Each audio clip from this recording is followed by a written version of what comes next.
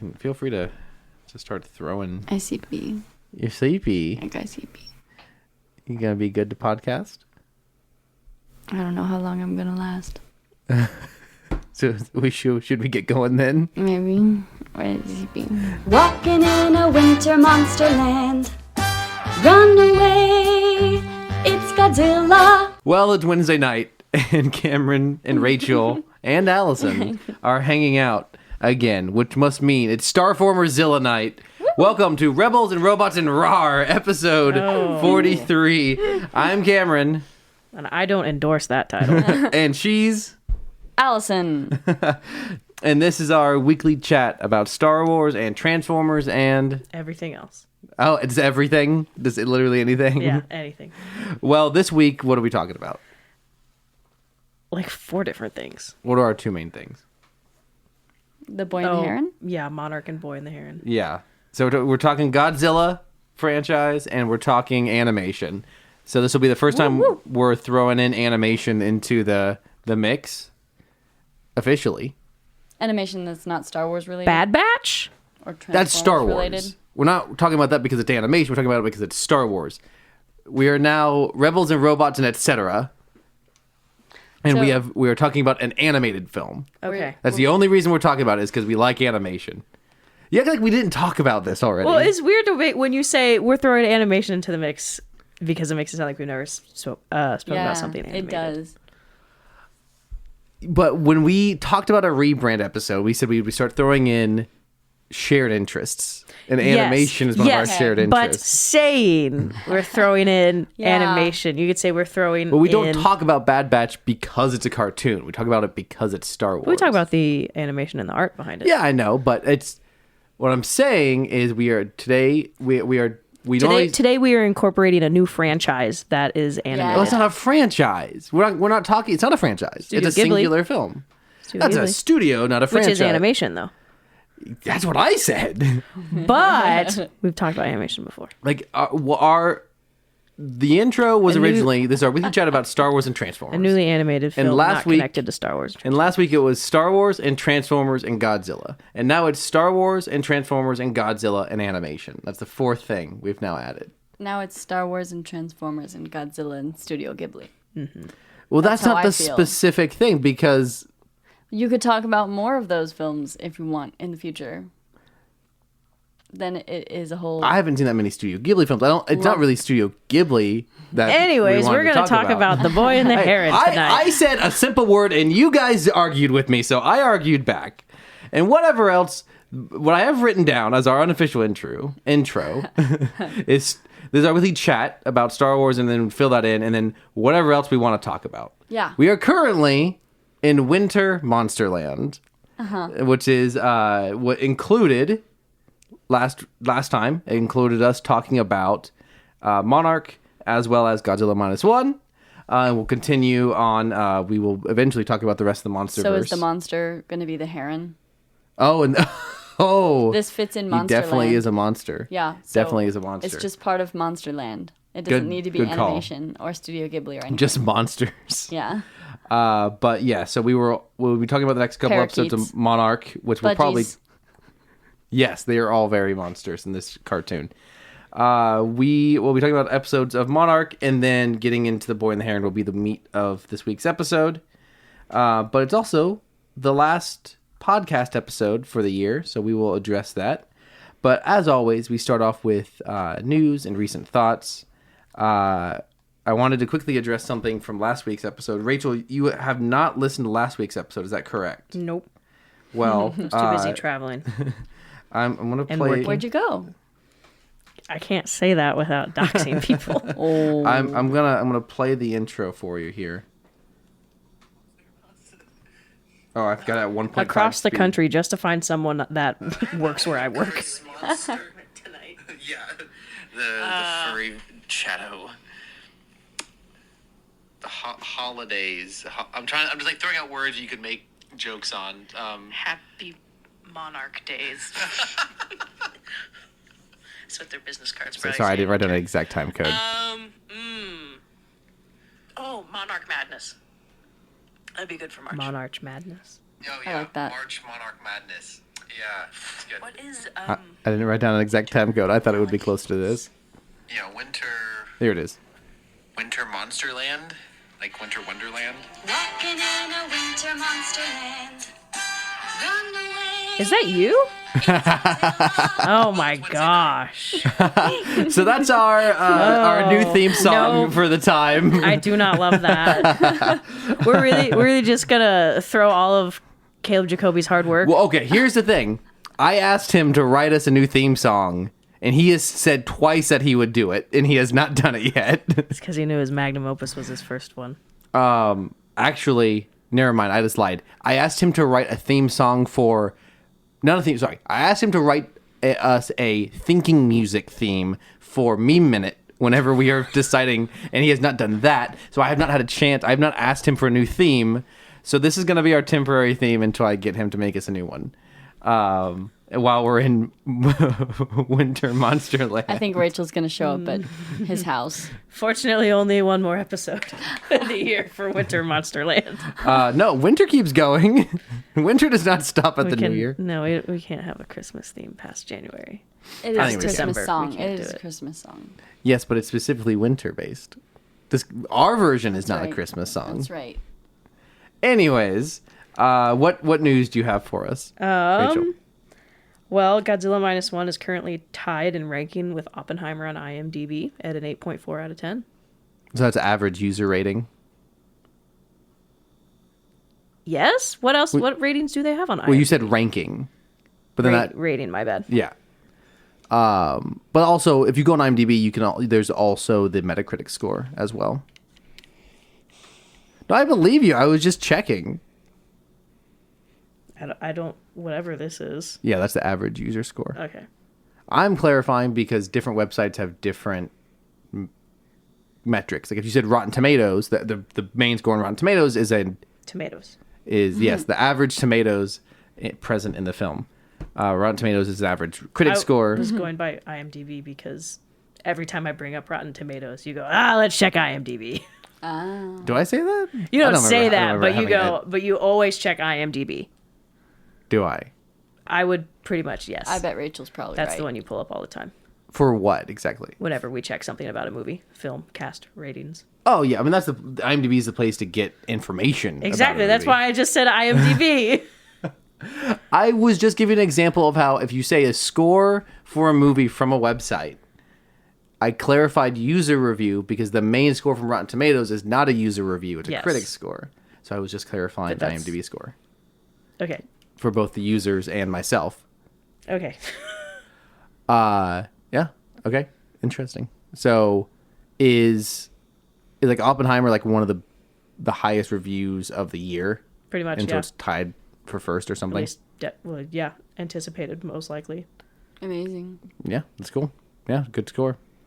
I mean, I think it's way better than better. I enjoyed it more than Oppenheimer personally. We don't have to see naked Cillian Murphy in Godzilla Minus One, so That's true. Yeah, you might be dissuading Allison from saying Godzilla -1, saying there's no naked people. anyways,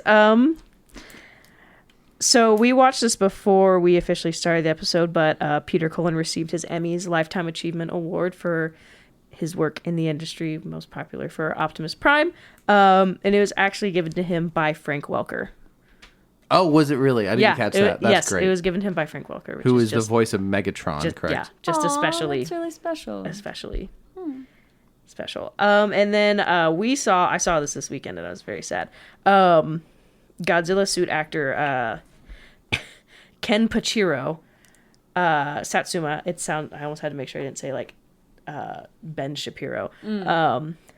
Passed away. And so he was 76, and so he was best known for portraying various monsters during Godzilla's Heisei era, including Godzilla and others. So Did they use perspective tricks to make them look bigger? no, they used people in costumes.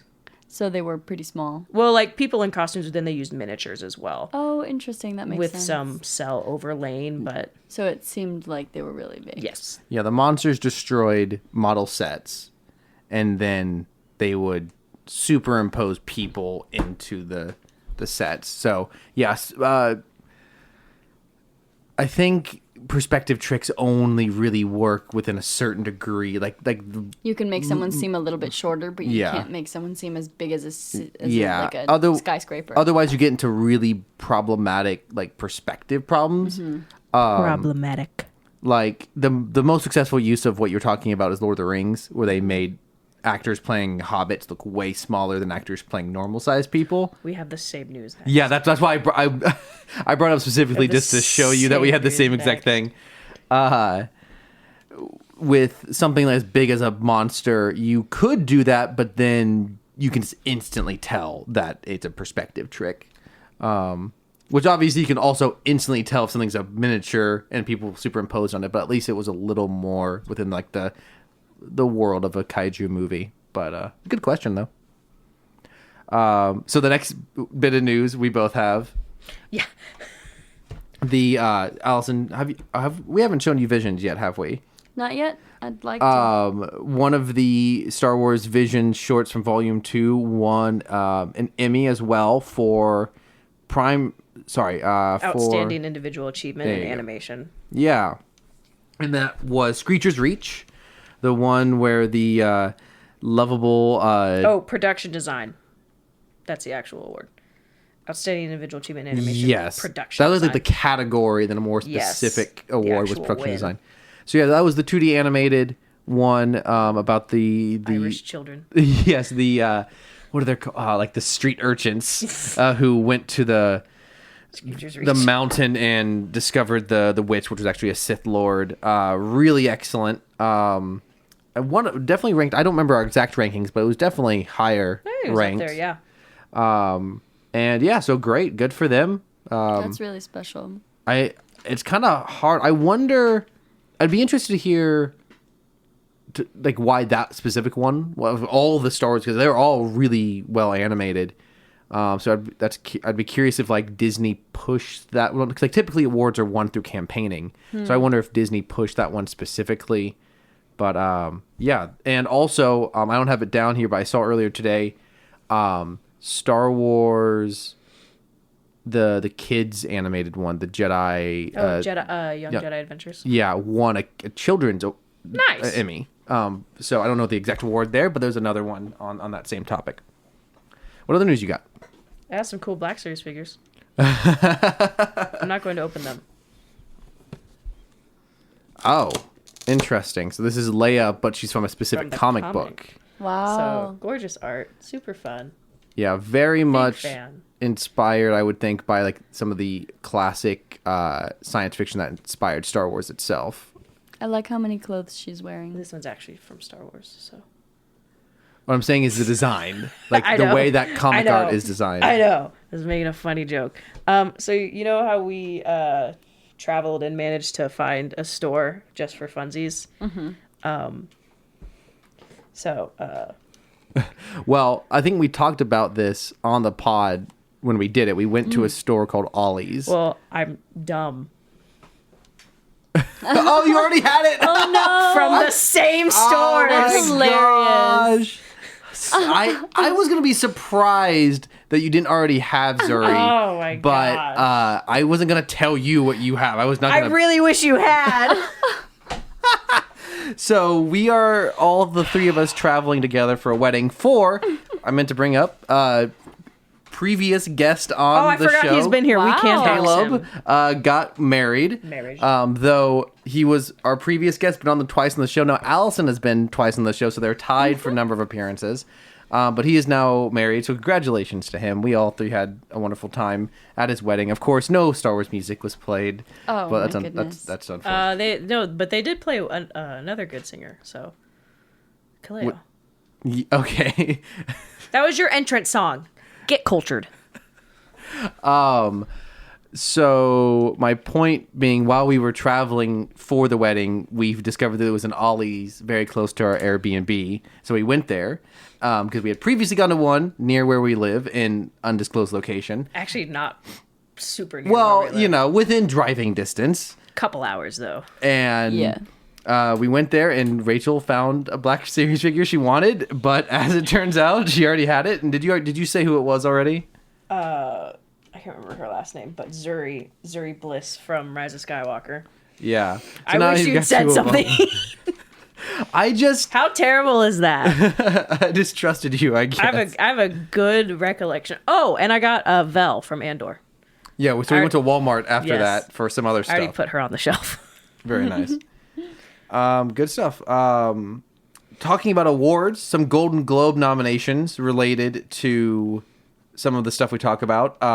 Coleman Domingo got nominated for an Emmy. I didn't write down what he got nominated for, but he also, in the same year as this Emmy nomination from 2023, he played the voice of Unicron in Rise of the Beast. So it's funny that you go from this totally just kind of whatever voice performance that no one really cares about in the end, unfortunately, to also getting a Golden Globe nomination for a film role.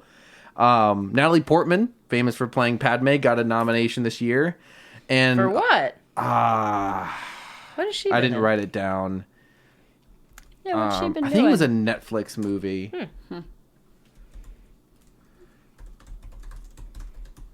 Unfortunately, nothing Star Wars or Transformers related, and Godzilla -1 also no Golden Globe nominations. Oh. A Netflix film called May December is what you got nominated for, and then Pedro Pascal also got a nomination for. But he's not really in Star Wars anymore, is he? He's technically the Mandalorian. So shout out to those Star Wars and Transformers actors who got nominations for Gold Globes.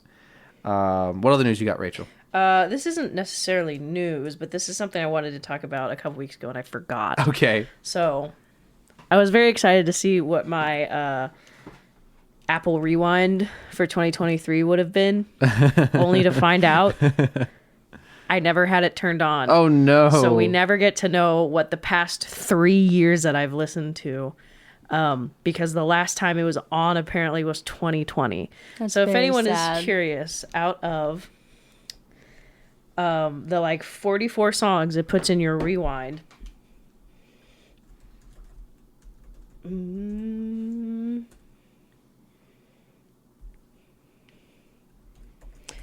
out of the 44, I had 12 tracks from Godzilla Rise of King of the Monsters on my Rewind 2020. Impressive. So I just I thought that would be funny to talk about. Andor soundtrack was one of my top albums on Spotify. I would have liked to have known. But you know what? It's still not enough to make me switch to Spotify. So Related to this, the official Transformers Facebook page posted an image which is made to look like a Spotify Wrapped. And it says top artist. Number 1, Stan Bush, which is the guy who did The Touch. Number 2, Daft Punk, Two Robot Men. Number 3, Cybertronic Spree, which is the Transformers themed band that we talked about a while back, who all dress up in paper mache Transformers. they haunt my dreams. But how cool would it be to be that band and get official recognition? That would be pretty cool. Number 4, The It Cars. probably comes with a fat cease and desist for copyright. Hey, they must have some sort of either legal Hey, protection or they have rights. Hey, we'll drop our suit against you if we can give you a shout out on our TikTok. Number 4, The Cars. There's a band called The Cars, Transformers. And number 5, The Jets. That's another band. Top songs, The Touch, Intergalactic, Changes. Changes. Because they're Transformers and they change. Number 4, Mr. Roboto. Wow, that was... Cycles Listened, 1,984, 1984, the year that show. That was cute. That was a cute little post that they did. I told you about the post where they posted the wrong character. I tell you about that? No. Oh my gosh.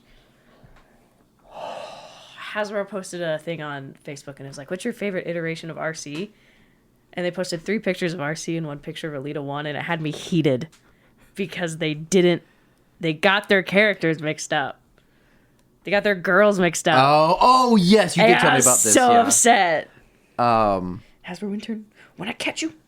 Not news, because I doubt that Allison has any news, but to rope Allison into this, update from Allison, she started watching Clone Wars. Yeah. And she actually had a question for Rachel. When does it get good? That was not my question. What's your question?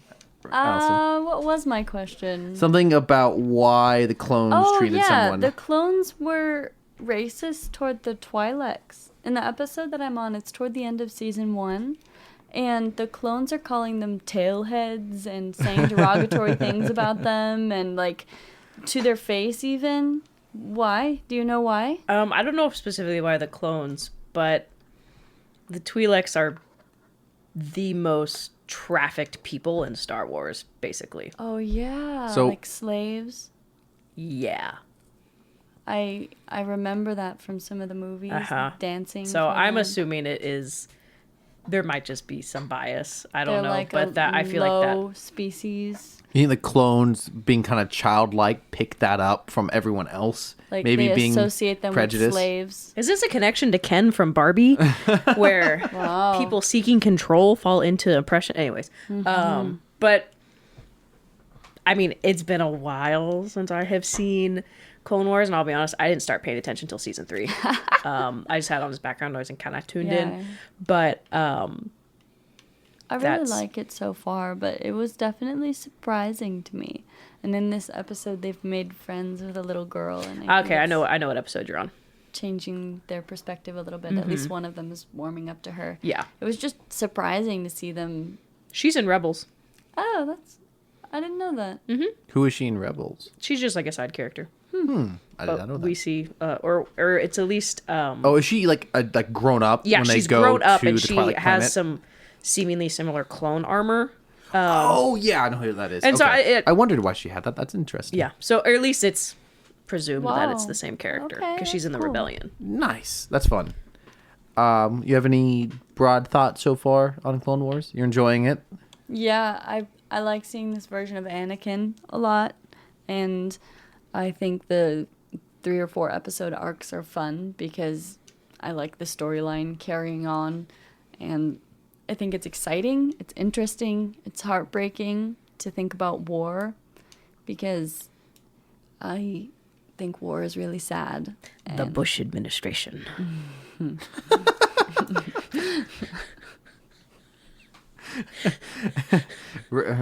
Sorry, I have the two women whose names I get mixed up the most. And my brain was ping-ponging between the two.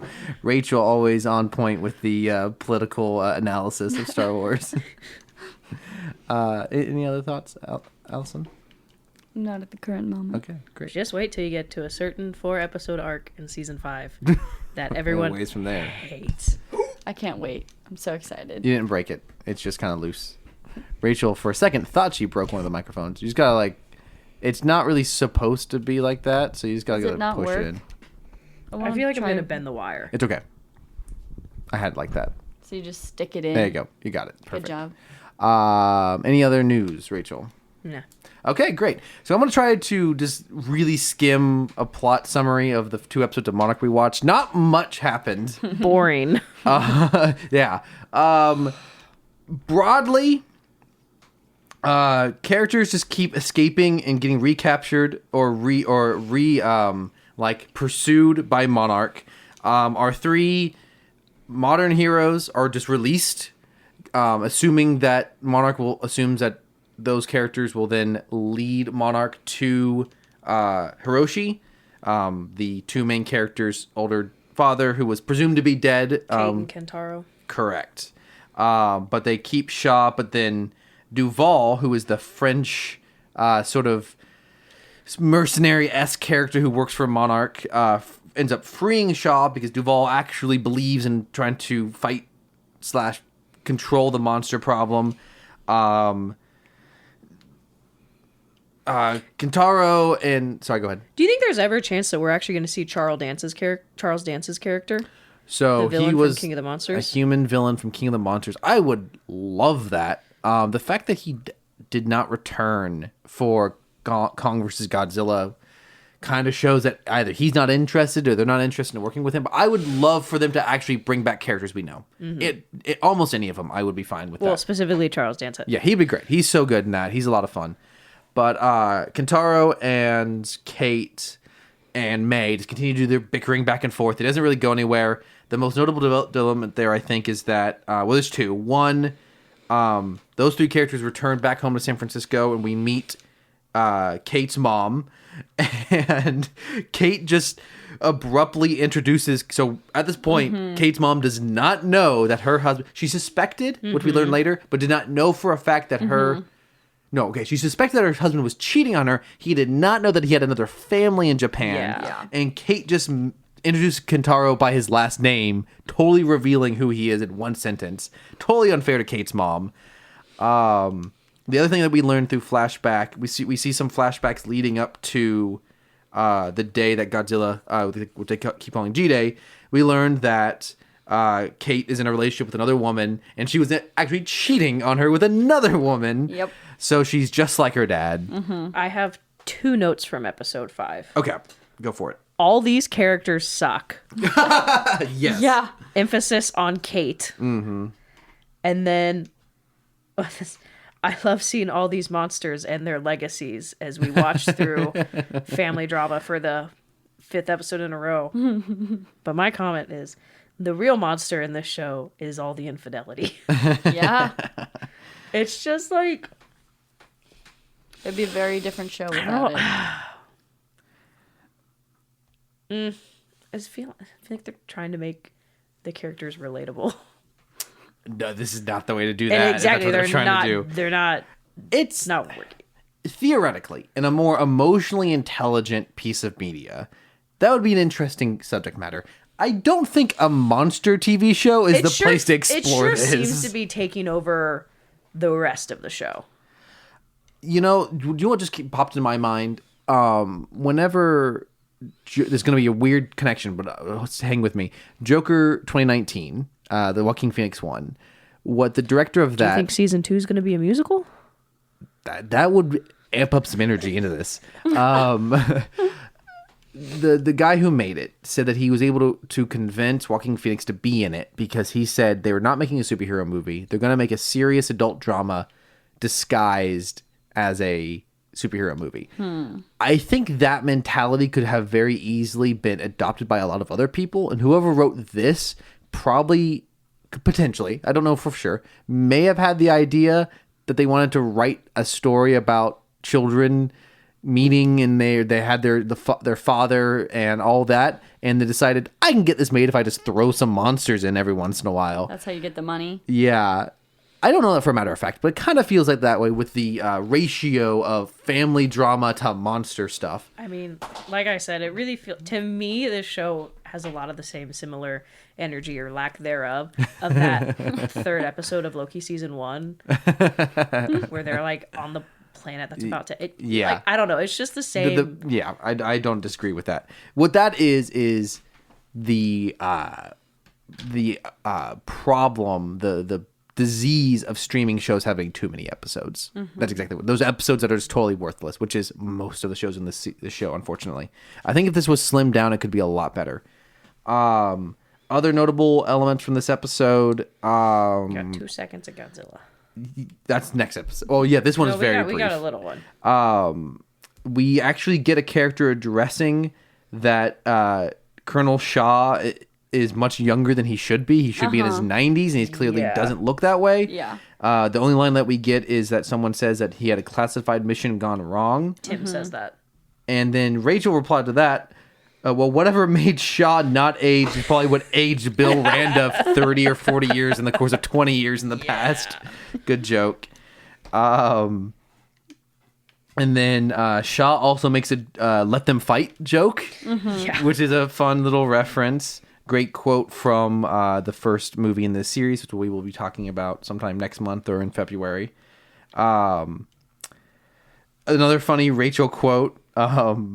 Well, okay, so they're sneaking. Our main characters are sneaking around San Francisco trying to get to their dad's office, and there's some military officers around, and they see some cats, and they just say, gosh darn cats, and one of them says, we should just start shooting them. And how did you respond to that, Rachel? Do you remember? I was unhappy.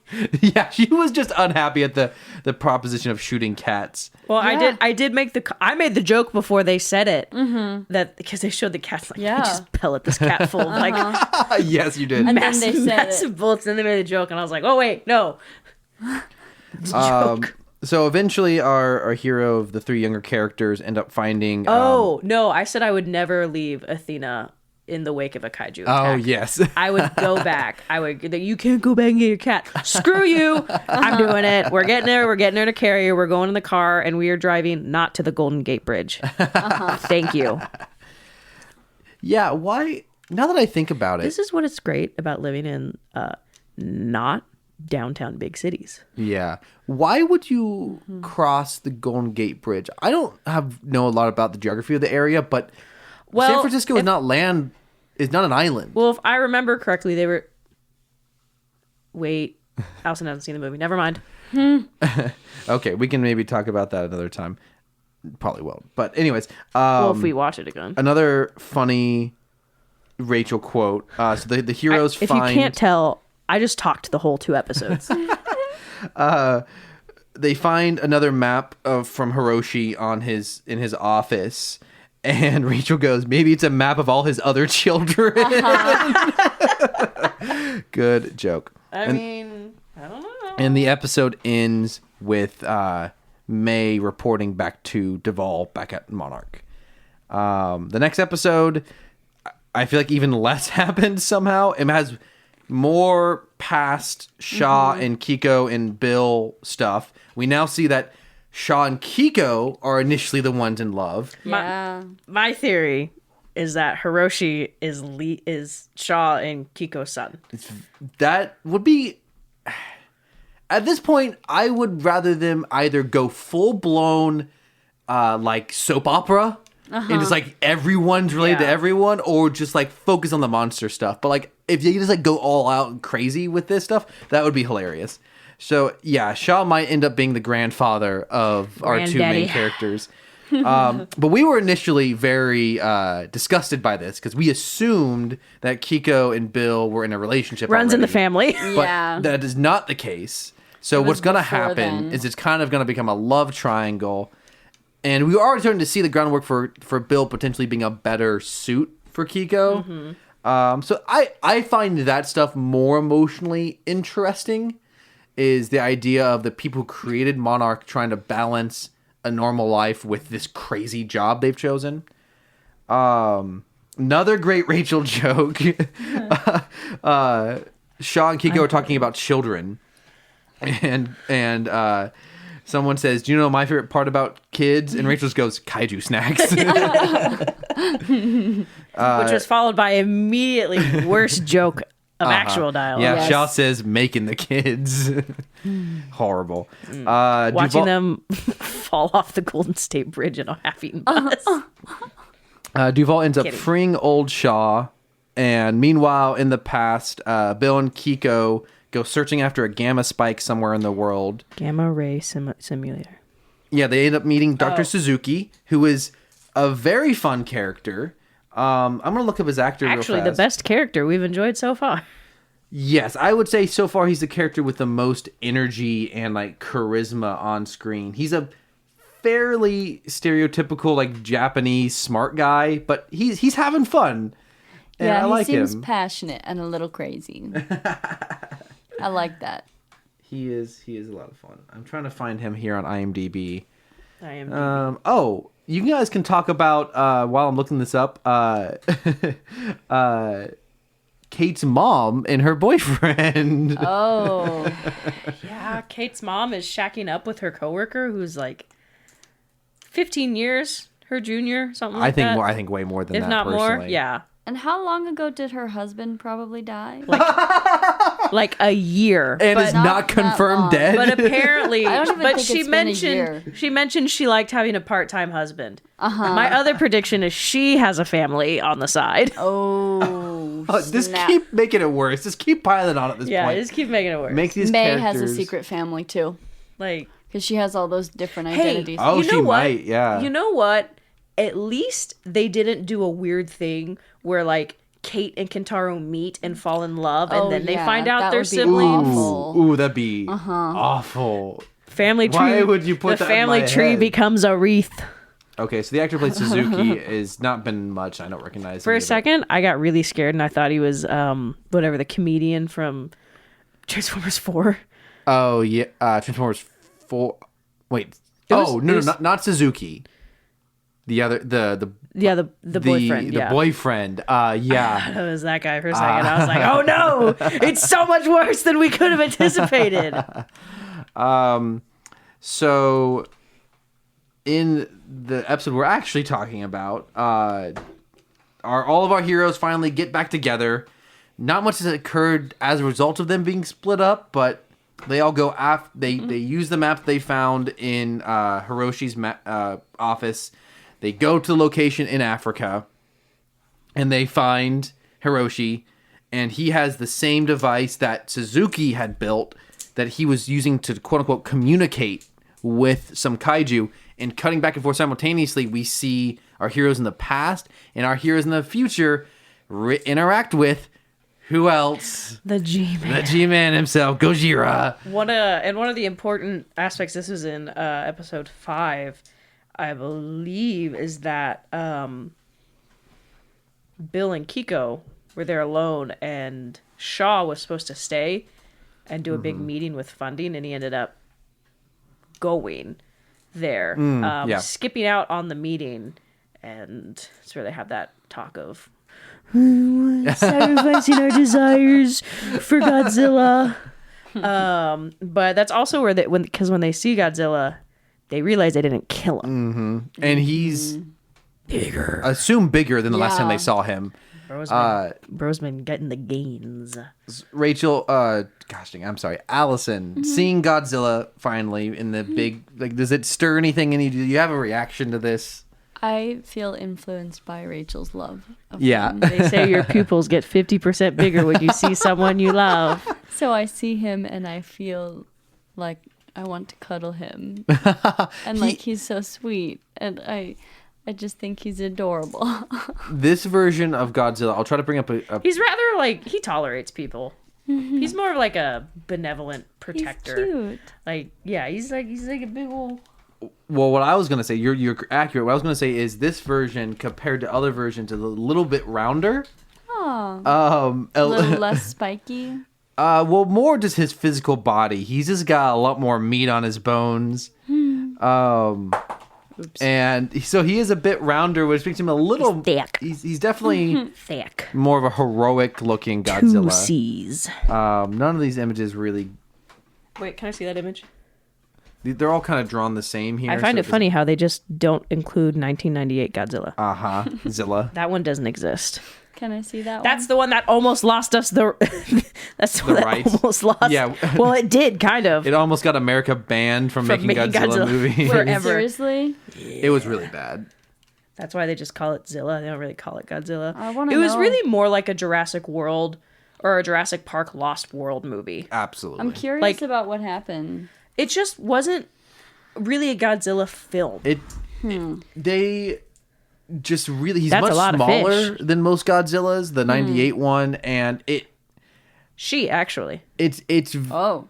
oh yeah, I forgot about that. Yeah, it was coming after the popularity of Jurassic Park, so they tried to make Godzilla much more like a T-Rex than Godzilla. And it really is the idea. So at the end of Jurassic Park, The Lost World, at least in the movie, there's a whole lot, like, I haven't read the book portion of it yet. But if I remember, there is a whole longer section of the T-Rex lost in San Francisco that got cut. And so it's like they took a lot of that inspiration. Sure. Because The Lost World did so well. Yeah, I mean, I guess like if you were to think about the movie, what I said last time we recorded was the fundamental building block of a kaiju movie is monsters knocking over buildings. This Godzilla's too small to even do that. So it's much Okay. more of a chasing a dinosaur through a city movie. That's a lot of fish. It's got infamous line. It's also just really poorly written, really bad characters. It's not even like it's just cheesy. Not In not a fun Broderick's way. best role. I would guess would probably be one of the very first CGI Godzillas. So he has got no weight. Okay, And no, it just yeah. doesn't have anything you would like about a Godzilla movie. I see. Thinking about a yeah. monster knocking over buildings, I really wish I could be in a Godzilla costume destroying a miniature city. That would be really fun. I would imagine it's very fun. I would feel so much power. I could do it. I could destroy it so well. Stomp, stomps. So our heroes in the modern day, they finally find Hiroshi. The the music swelling makes it seem like it's this big dramatic reveal, which makes me realize the music in this show is really, really good. The dramatic reveal, on the other hand, not so much. Like, I don't think any one of us for a second thought he was actually dead. At least the moment they started introducing the idea that he might not be. Yeah, no. And it's fine. I mean, I think the music is great, but then we get the great reveal, which is that they actually were on. Like, Godzilla's been right under the ground, which He's been sleeping. Rachel said, "Why is he taking a dirt nap?" For real. Why is he in gosh, where were they? Algerian desert or something like that? Yeah. And yeah. he was just napping under the rocks. But it looks incredible. Like, the CGI on Godzilla is beautiful. He's got a lot of personality to him, and He's got a very square face, like someone I know. and I realize, like, while the show's not great for the most part, it is kind of cool to have a moment of just Godzilla. He's not fighting anything. He's not destroying anything. He's just there. Mildly inconvenienced. Yeah. He has been woken up from his nap and has to move now, which is very. It's cool just to have this like Godzilla's just there. Is like, interesting. he opens his eyes and he makes eye contact with Kate. And he just kind of looks at her, Yeah. and then he give me the Beat Boys and free my souls off into the horizon. The moment, what kind of ruins it though, to an extent, is it kind It's of all the human characters. Well, yes, in the sense of they are not at all affected physically. Like, he's Yeah. moving around, he's displacing Earth. He's a plateau essentially, and he throws them down a short mountainside. Yeah, like rocks are raining all over them, but none of them are hitting our humans. Yeah. He turned his tail goes right over them, which is really cool. But the amount of air displacement, that's the air displacement you were talking about. yeah, that would have blown all of them over, and it doesn't affect them at all. Like, their clothes aren't even moving. Also, his roar. I feel like at that close range Yes. would have burst your eardrums. I Yeah, feel like in absolutely, previous films absolutely. when they roar, people Yeah. cover their ears. Yes, the humans are unaffected by They're Godzilla. too cool to Like, react to Godzilla. It really unfortunate. It really takes you out of it. However, it does seem that we might have lost Tim. Yes. They were in a Yeah. Monarch helicopter, found them. Yet again, the episodes are a little predictable. Tim go 9-9. And they're in the helicopter because they're trying to collect the the Randas, and May and Bill Shaw. Anyways, and Godzilla wakes up and lumbers off, but Tim is like shouting to the helicopter pilot like to move, and Godzilla turns, and the helicopter blades dink off, but like it's no impact to Godzilla, but it destroys the blades, and they go down. And Shaw makes a mention later that no one survived the crash. I think if they really wanted to kill those characters, that helicopter would have exploded. Yeah. I have a hard Tim's time. gonna show up at the end of the episode and be like, "I found you guys again." Yeah, Or the end really. of the season. In 2 episodes, yeah. I have a hard time believing that he's dead. I want him to be dead. He's very annoying, and would be great if he died because we have way too many characters as it is. But the fact that they just kind of barely glanced off of Godzilla and then went off screen, and we were told that they're dead, Yeah. I find it unlikely. I think Shaw would have double tapped him if he found him. Yeah. Speaking of Shaw, he has got some great final lines. Has he lost his mind a little bit? Shaw? Yeah. I mean, I'm curious. He's a kooky old man about for what sure, you guys but think. He seems like he knows what's going on ish.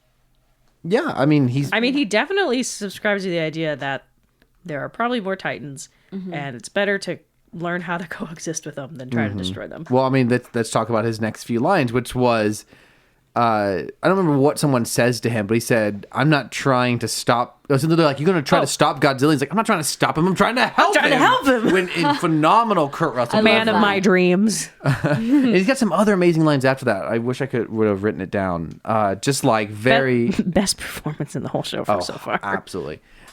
He's like, either you help me, you get out of the way. Just like lines like that, like very fun lines to like as a little cliffhanger for this Yeah. episode. He's So amazing. he and the French guard Yeah, Duval. managed. I don't know. Somehow one of those four-wheelers survived after falling down a mountain, but whatever.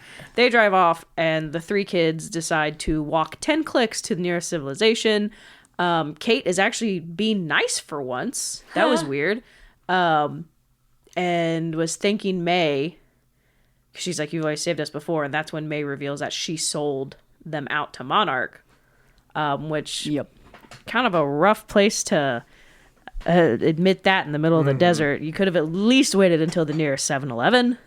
And so they're, understandably upset because they still want to go find their dad.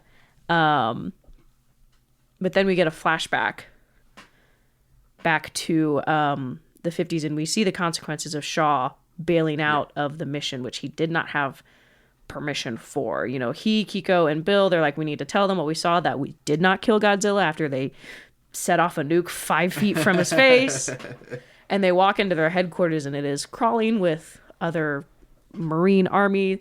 And so Shaw, skipping out on this meeting on his unauthorized trip, his position has been removed as head of Monarch, and someone else is in charge now. We don't really know who it is, but Kiko is extremely unhappy. Yeah. Because now they're going to be bossed around by the government who just wants to kill the Titans. Correct. Yeah. So that's the end of it so far. Any final thoughts, Allison? I think it's interesting that May has multiple identities and a lot of money somehow. Yeah. She's like, I have a lot of money. I've never touched it because I've been afraid, but you can use it. So, yeah, I was confused about that because if using it would put you in danger, why would she let them use it if she... I mean, she said, I don't care anymore, so who knows? But, wouldn't it put them in danger? I don't know. I don't know. She doesn't really seem to me like someone who cares. I'm curious about how many secret kids she's fathered. She probably hasn't fathered any. Oh. My thought is that episode 6 needed to be episode 3. Yeah, absolutely. This show is 10 episodes total. The show is 10 episodes total. Could have been easily 5. Easily. So far. Or 10 episodes that were better. Yeah. We're getting Bad Batch season 2 again. Yes, I agree. Okay, well, let's talk about what's actually good. Something that we love. Before we move on to that, should we talk about the trailer we watched? Yes. I don't have anything to say about it, but if you do, Oh. there was just nothing super notable. I have a couple thoughts about it. Okay, let's go for it. Kung Fu Panda 4 trailer. Yeah. What do you think? I'm not going to pass judgment on the film itself until I see it. Well, yeah. But this trailer, you can judge this trailer for what it's designed to do, is show an interesting movie and make you want to see It it. feels like the film is less stylized than the previous 3. I was getting Zootopia vibes. Ooh, Seemed Yes. a lot more Yeah. generic. It is not. When you watch the original 3, there is a very unique art style. There's almost an angularness to everything. Yeah, It feels less stylized than the previous 3. It does feel more generic, like Zootopia. it's in a certain culture. And it's Asian with the architecture and the music and everything. And this felt like The original 3 about took animals. a lot of inspiration from actual Chinese art design, and it feels fuzzier here. There are some pretty things, but they seem like the things that already were, like the pink leaves, the pink flower petals and things. They're pretty, but we've already seen that. I also feel like there's a lot more vibrant contrast. Like just in all the colors in general. When you look, I think, at a lot of the backgrounds of the previous movies, they are not monotonous, but they are of a similar palette with very important key aspects in contrast. They look like a painting. And this is interesting. So I'll pass my judgment when I see it. Do you think maybe it's not as well funded? I don't know if it's a matter of funding. It's just It's new directors. I'm looking at it right now. Is they Okay. are not, they have the same writers as the previous 3. okay. That's good. It's But encouraging. this movie's directed by 2 people. One person has never directed a film before. Oh. The other person previously directed, in order, Sky High, Shrek 4, Oh. Alvin the Chipmunks 3, I think. Chipwrecked, is that 3? Oh. SpongeBob Out of Water, live action sequences, Trolls, the Lego Movie 2. Oh. So not like The worst one, those are all mostly like big budget They're animation kind of films. near good movies, but not quite good Yeah, movies. yeah, they're all sitting. No, okay, Sky High is incredible, I love Sky High. but that is not good because of the direction. I'm Necessarily. outnumbered on this one. I don't really care for it. Oh, interesting. Kurt Russell's in Sky High, right? He is. He's so the good in dad. it too. But like that, it doesn't say much when the best movie's the first one, and Mm-hmm. also is not an animated film, and it drops dramatically from Is there. the Lego Movie 2 good? It's definitely the best of the Oh, I animated remember it movies now. that this Yeah. person has directed. His name is Mike Mitchell. It wasn't terrible.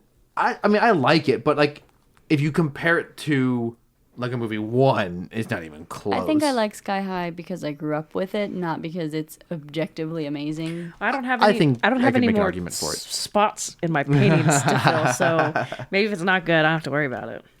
I think the best thing you can say about these is these are all adequately made movies. Like there's not, like you wouldn't say that they're poorly made. It's more the screenplays, and he's not writing this, but you would not say any of those movies are like stand out in the way they're made. They're fine.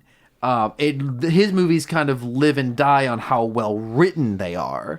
So I think while he's not necessarily bringing a strong stylistic flair to this Kung Fu Panda 4, if the screenplay is good, I don't think he's going to hold it back. Yeah, with the same writers, that's promising. What did the previous directors make? That's what I was going to look up to see who. That's a really good question. I don't know who actually directed the previous ones.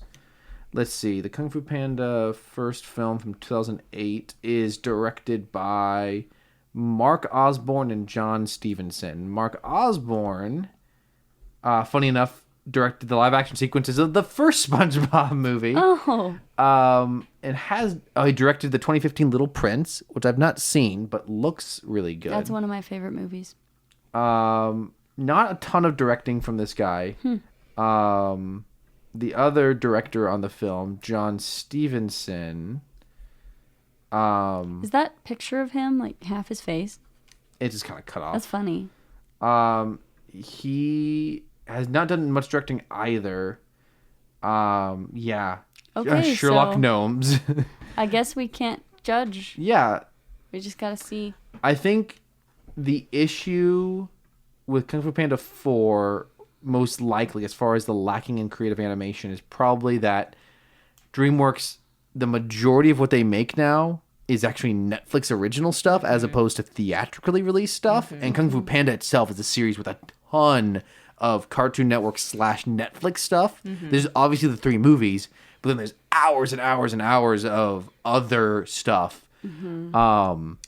And unfortunately, this seems to be more in line with that stuff. Yeah. We also get. A return of a great character from the first movie. Is that what you're going to say? I'll just say Aquafina. Oh, so you're going in a different direction. Yeah, Aquafina is... So this movie is very Cars 3 main character kind of training a replacement, it would seem. I'm guessing. Because at the very... They kind of drop it for the rest of the trailer, but the beginning of the trailer has Poe talking to... Shifu about training a new dragon warrior. So presumably Aquafina's wolf character, is that what she is? Fox character is going to be that character. Though, would they just retitle the movie? Because it wouldn't be Kung Fu Panda anymore. Kung Fu Fox. It sounds like it's probably not going to have future installations. But, and so here's the thing. I say this with a lot of caveat to it. I don't hate Aquafina's voice performances when she is playing a character and not herself. Good point. I didn't really hate her in the trailer. I was like, all right. Now, I will say, I thought it was interesting. We didn't get a single scene of any of the Furious Five, Yes. but they are listed in the cast. Yeah, I found that strange. I think it's going to come down to almost all the Furious Five are famous actors, and they don't want to pay them, is what I would guess. Maybe. But I am very intrigued, though, for the villain's voice actor. The chameleon is voiced by Viola Davis.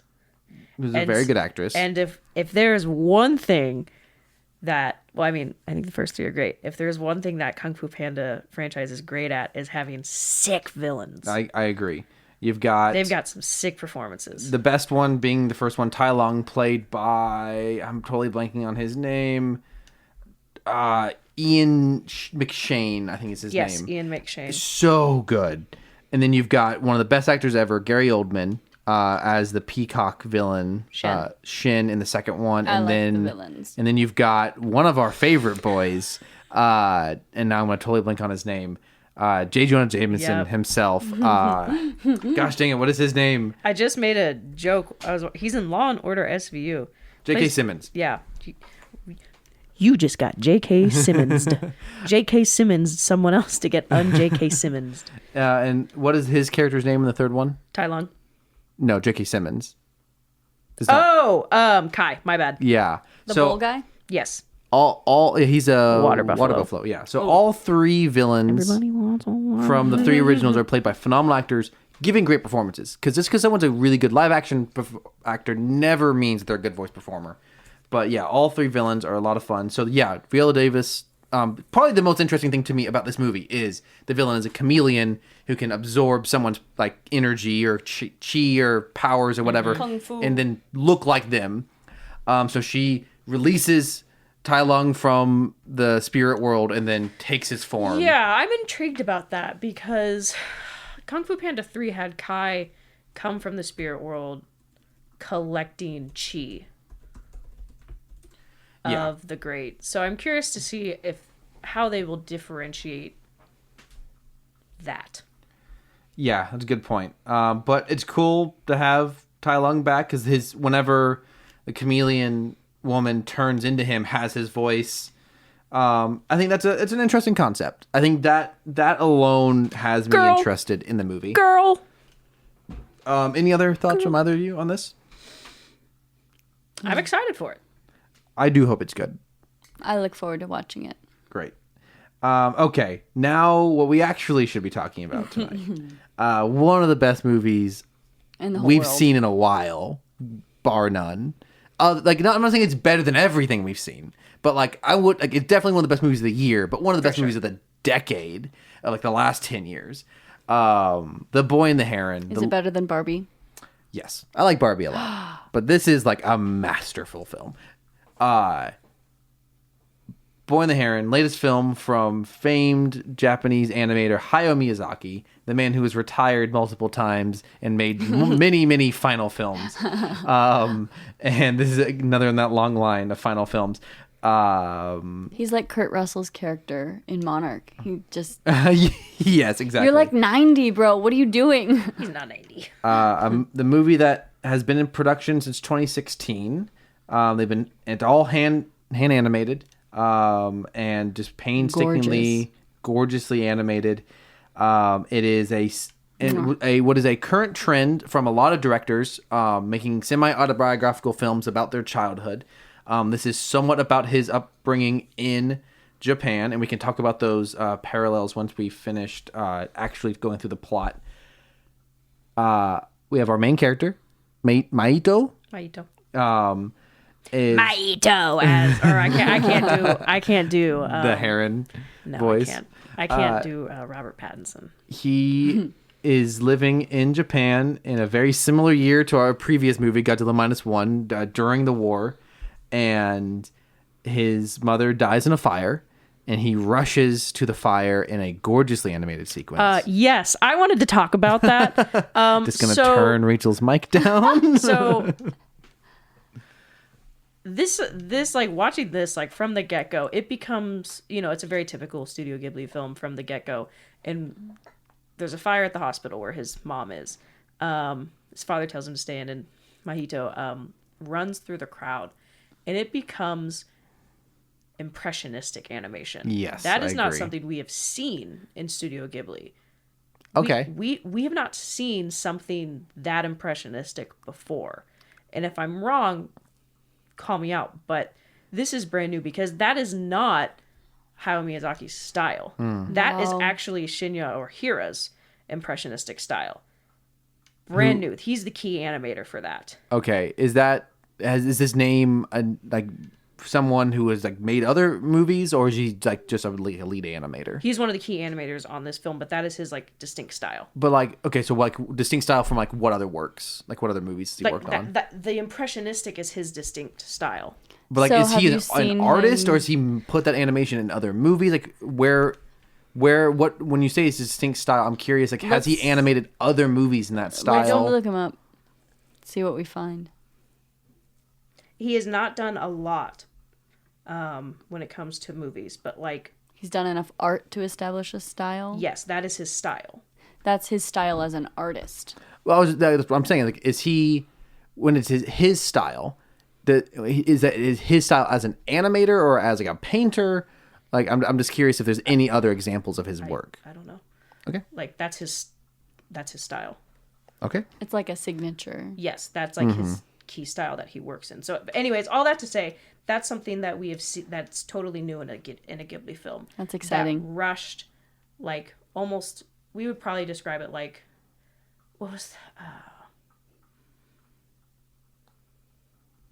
I don't remember the artist. Not Monet. Van Gogh? Yes, like that Van Gogh movie that came Almost out a couple years ago where it's yeah. kind of painted. It was almost like a similar situation. That's Yeah. But so that was just wow from the get-go. I was not expecting to see something like that in a Studio Ghibli film because everything is so clean with the hand-drawn animation. And I think it does a really good job of setting the tone, both setting the tone for the movie, but also telling you what this movie's going to be like. And we can talk about this more later, but as I was seeing the conversation for this movie online, I got really frustrated with people trying to take the movie way too literally. And this scene is immediately telling you that this movie's going to be soft. Not everything's going to make sense. It's very much from the child perspective of a child going through a traumatic event. Yeah. And that scene puts you in the character's perspective, which is what the rest of the movie, we're with him the whole movie. We're seeing it from his perspective, and you don't have to take everything so literally. So I think it just like wows you with the animation, but also thematically and textually, it tells you what the movie's going to be like. And I think from an artistic standpoint, it just really showcases probably how it is to run through a smoke-filled alley through a thronging crowd Sure. to a hospital. of Absolutely. flames. Absolutely. It was just wow. I could feel his desperation, and I could feel the heat and the energy The of the moment. claustrophobia. Yeah. And with the way he was running toward the fire, it seemed like he was totally willing to sacrifice his life. So then after that scene, I was gonna say, Shinya Ohiro has worked on Akira. oh, that makes a lot of sense. He's worked on quite a Okay, bit, but yeah. he's like 30 years of animation. But that's his style. Yeah, like because that I fluidity. don't know his name. So when I hear that name, the name doesn't mean much to me. But if you say Akira, that explains to me how you have a different kind of anime coming in, which is not necessarily super characteristic of Hayao Miyazaki. From what I understand, he has a very particular image. But I think it's very interesting because from, like you said, from the get-go, this isn't going to be a typically grounded Studio Ghibli film, especially for that style to take such precedence in the beginning. It is almost kind of like this might be Miyazaki's last film. He's stepping out of his boundaries. And what was the name of that animator that you said? Shinya Ohira. Okay, I was just curious. I wanted to look him up on IMDb. Would you say that when you say grounded for Studio Ghibli films, you mean just animation wise? Because Yes, they're all very consistent in their style. I see. Whether they are whimsical or realistic, there is a consistent style and design and flow for things. And this is totally different. yeah, okay. Because when I hear grounded, I think like realistic, which is not what these movies are at all. So that I see what you're saying now, though. Was there anything else you guys want to say about that opening scene? I think if we spend this much time on every scene. No, good. That But opening we could scene. spend this much time on everything, I think, because it's so good, and each section is amazing and unique and beautiful, and it makes me want to not move on when there's so much more you could say. I totally agree. I was gonna say something similar to that. The opening scene is particularly important. But then we can go through the plot summary here real quick. You got a little sense of his personality too, with him disobeying his father. That's a good observation because I think as opposed to other Studio Ghibli leads, Maito is a lot more reserved, and you really have to work to figure out his character You could interpret him as a not so strong character. I think because this movie's a little more serious, there's definitely humor in it and definitely a lot of whimsy and fantasy in it, but it is trying to tackle some more serious subjects, and it is a somewhat autobiographical film. So it's the writer director putting himself in this role. He's a bit more realistic, so you could interpret him as kind of blank or boring, but I found him a lot more just a kid trying to figure out who he is. Yeah. Which I think is a great character, a great entry point for the audience into this crazy world that we'll get into later. But so after his mother dies, he moves out with his dad and his aunt, who is now going to be his new mother, and is pregnant with his now half brother. Cousin. Full cousin, half brother. We never fully get whether his dad married. She had a wedding ring ring. on. Okay, she did. Okay. But it was confusing because it was almost like he hadn't seen her. Like He's introduced to her. he hadn't seen her in a very, very long time. Yeah. So did they not have a wedding? Probably not. Yeah, I know. The movie is very Civil intentionally ceremony. withholding of a lot of information, which makes it fun. Some people hate that. I guess it's something we should say if we're recommending this movie. If you want everything spelled out for you, if you like movies that make things very clear, this is not one of those movies. This movie's gonna make you work. It's really If impressionistic was a film. I think by the end you have pretty much all the information you need. It ends up giving you, like, if you just watch the movie, you will figure out what's going on. These are the things that are You important. have to use your brain though. You have to pay attention, If which you I check love. out, you're gonna be so confused. But it's much more like real life. Like, it doesn't have the exposition normal movies have. It doesn't have a character who's like, "Hey, I'm your aunt," and It's so It is like nice. the characters don't just straight up explain to each other what's going Hayao on. Miyazaki making sure the media literate are gonna understand this. Yeah. So they move out to the country, but it's mostly just his aunt, whose name is Natsuko, and they're living at this country home, and very nice home. and Maito is demonized by a heron, the titular heron.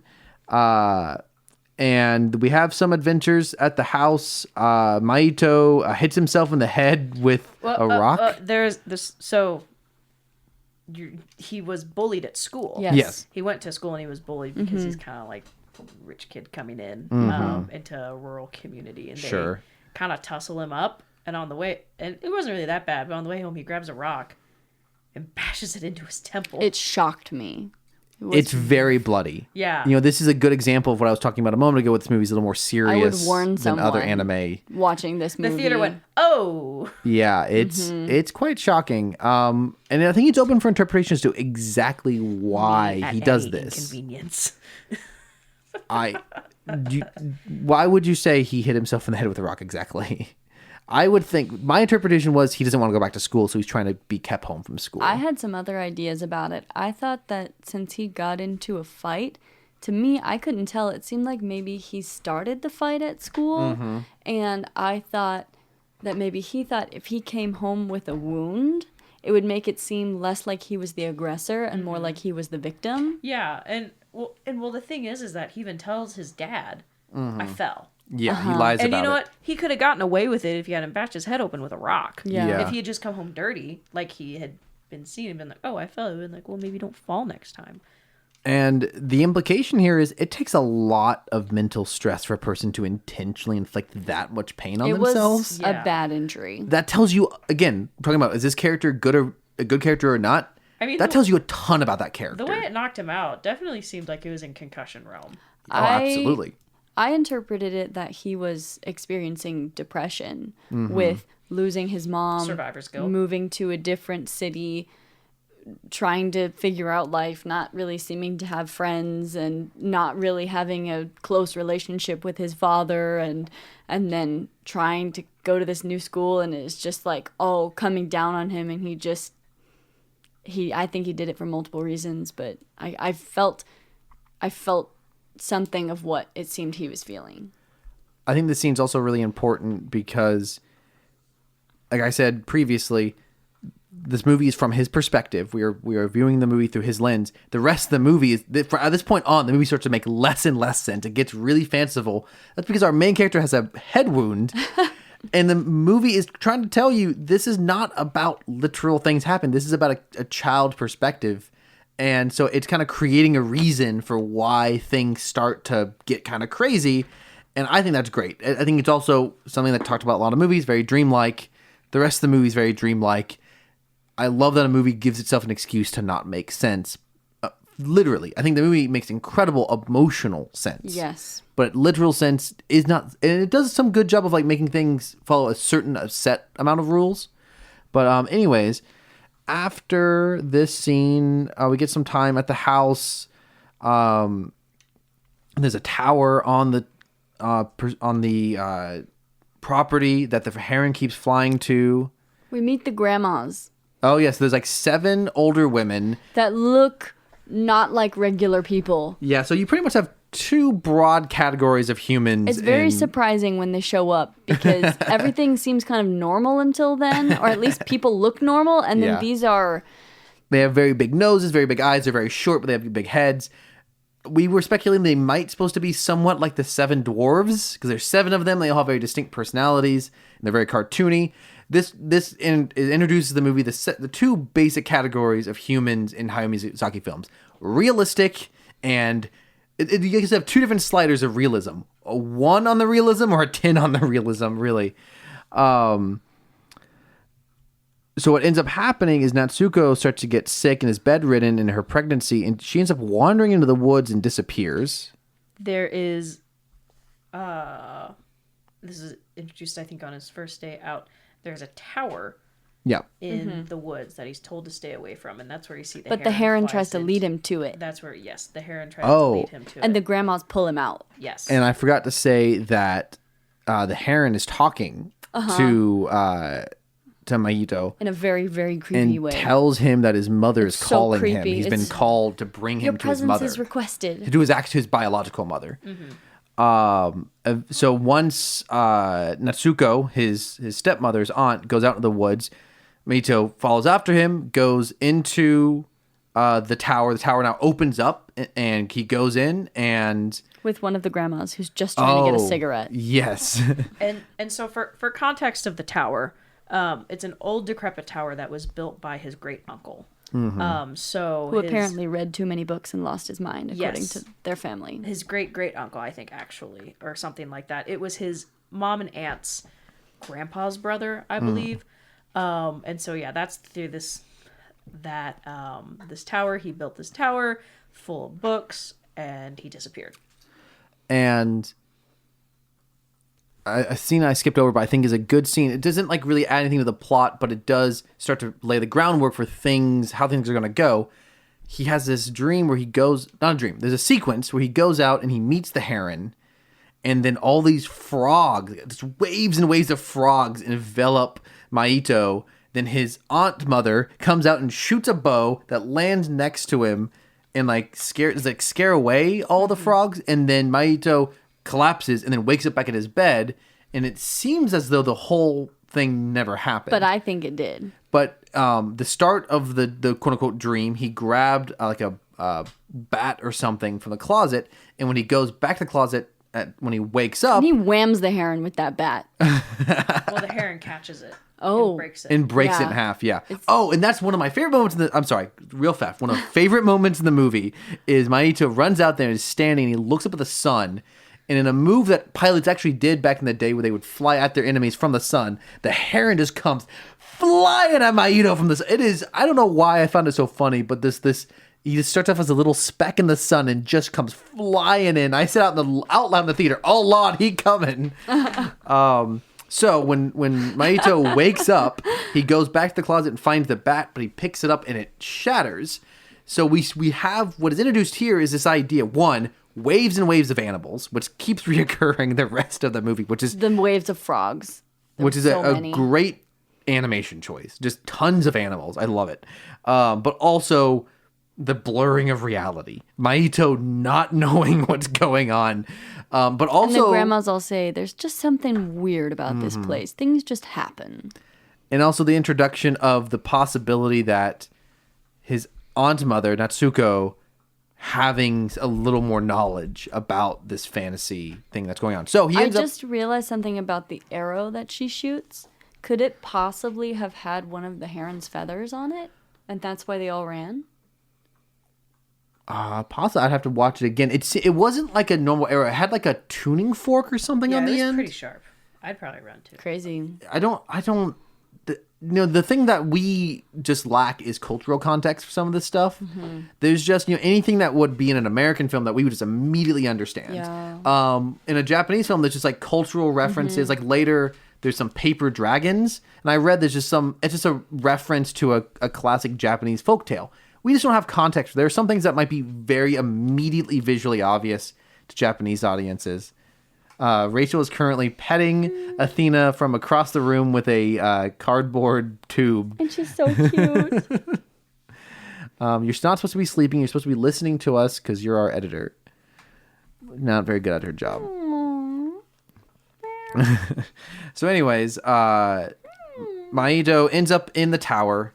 And it's the Heron who has his quote-unquote mother there, right? Well, and so, yes. After he wakes up, Natsuko is wandering into the woods. yes, but because he realizes that the bow and arrow scared the Heron away, he makes his own. Okay, we're not quite. We're Yes, not we are. quite there yet. There's. We were there because he brought it into the tower. Oh, does he really? Yeah, remember he the arrow Okay. follows the heron in the tower. Oh no, you're right. Yeah, sorry, I totally forgot that. I thought that happened in the tower as a result of him deciding to challenge No, so the Heron. he has. That's right. He I has a forgot. heron feather, and so it's got some magical properties because it moves. But he fashions a bow and arrow out of kind of really whatever he's that's right. finds lying around, and he's Bamboo. ready to kill. Yeah, he has it out for this heron. He tries to find the heron again with no luck, and so but then the next Natsuko goes missing. They're trying to find That's the lady right. of the house. Yeah. And so he and one of the grannies, he's like, I saw her go into the woods. Let's go find her. And that's where they get to the tower. Yeah, and so there the Heron has a womanly figure on a couch. They're also, they are trapped in the tower. Yes. The tower that did not have a Yeah, door before. the door closed behind the them, door yeah. closes. And Maito touches this woman that looks like his mother, but then it melts.